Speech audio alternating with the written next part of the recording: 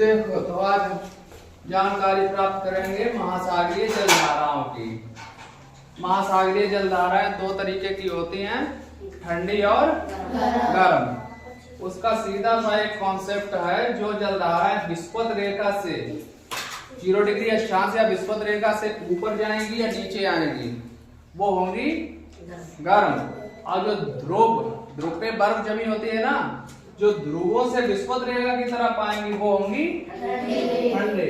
इसमें आपके लिए सबसे इम्पोर्टेंट है अटलांटिक महासागर की जलधाराएं। अटलांटिक महासागर यही तो है, या साकार वाला महासागर अटलांटिक महासागर। इसकी जो है एक जलधारा है लैब्राडोर। ये कैसी है? ठंडी। कैसी है? ये ठंडी जलधारा है, ध्रुव से आती है और इधर से इसमें गल्फ स्ट्रीम जाती है। गल्फ स्ट्रीम एक गर्म जलधारा है। कैसी है? गर्म जलधारा। तो गल्फ स्ट्रीम इससे मिलती है, ये यहाँ पर मिलती है न्यू फाउंडलैंड, अमेरिका के न्यू फाउंडलैंड के सामने। यहाँ पर न्यू फाउंडलैंड है, इसके सामने मिलती है छिछले सागर में, यानी कि उथले सागर में। जब जो ये दोनों जलधाराएं मिलती हैं आपस में, तो वहां पर एक अलग टाइप का टेम्परेचर होता है। इस टेम्परेचर में बहुत ही अधिक संख्या में प्लैंकटन की उत्पत्ति होती है। प्लैंकटन एक छोटे जीव होते हैं जो कि मछलियों के लिए बहुत ही, वो उनको खाने में इस्तेमाल करती हैं। ठीक है, तो यहाँ पर एक टेम्परेचर बन जाता है मछलियों के लिए, खाने के लिए आदर्श टेम्परेचर।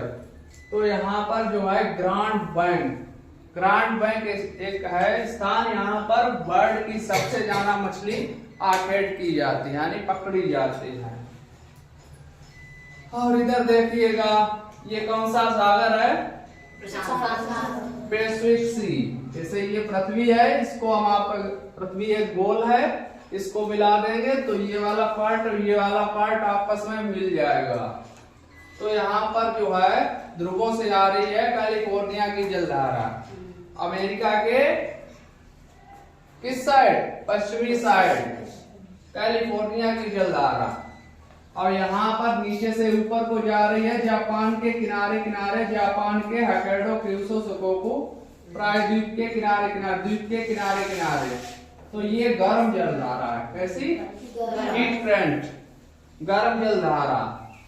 अब देखिए अटलांटिक महासागर में ही ये कनारी की जलधारा है। कनारी की जलधारा ध्रुवों से आ रही है, तो ध्रुवों से आने के कारण ये कैसी जलधारा है? ठंडी। तो आपके सिलेबस में जो है यही 3 में से एक पूछी जाएगी कि लैब्राडोर की जलधारा कैसी है? ठंडी। गल्फ स्ट्रीम की जलधारा कैसी है? कनारी की जलधारा कैसी है? ये तीनों कहाँ पर चलती हैं? अटलांटिक ओशन में। ठीक है, इसके बाद देखते हैं हम थोड़ा हिंद महासागर। ये इंडिया है अपना, इंडिया के नीचे ये कौन सा महासागर है? हिंद महासागर है। इसमें एक मोजाम्बिक की जलधारा है। मोजाम्बिक की जलधारा ये मेडागास्कर से टकराकर इसका रूट जो है चेंज हो जाता है और ये कन्वर्ट हो जाती है अग्लुआस में, अग्लुआस की जलधारा।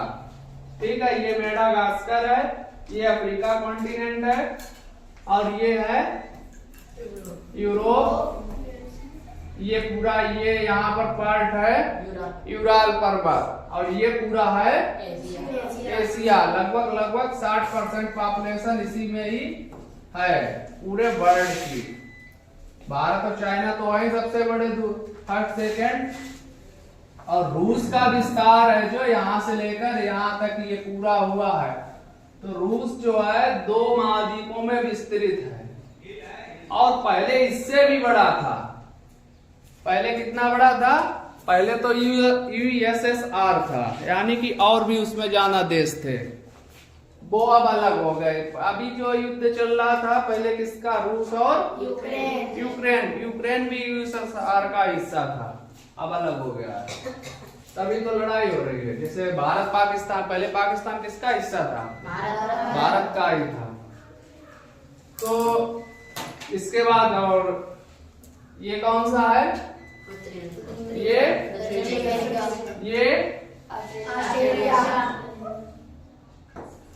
ऑस्ट्रेलिया।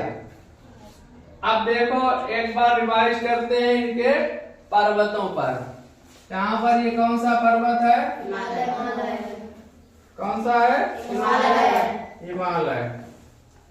ये पर्वतों का सिंबल है, यानी कलर है। भूगोल में इस कलर से पर्वत को दिखाते हैं। ठीक है, ये हिमालय पर्वत है। और यहाँ पर कौन सा पर्वत है? यहाँ पर एटलस है। यहाँ पर कौन सा है? कौन सा है यहाँ पर? ड्रैकेंसबर्ग। कौन सा पर्वत है? ड्रैकेंसबर्ग। और यहाँ पर संसार का सबसे लंबी पर्वतमाला एंडीज। कौन सी? एंडीज। यहाँ पर कौन सी? रॉकी पर्वत। ठीक है, अब इसके बाद बात करते हैं यहाँ पर क्या आपने बताया था? बहुत ही घनी वनस्पतियां, जिन्हें क्या कहते हैं? क्या कहते हैं? सार सागर। ये आपको याद रखना है, सार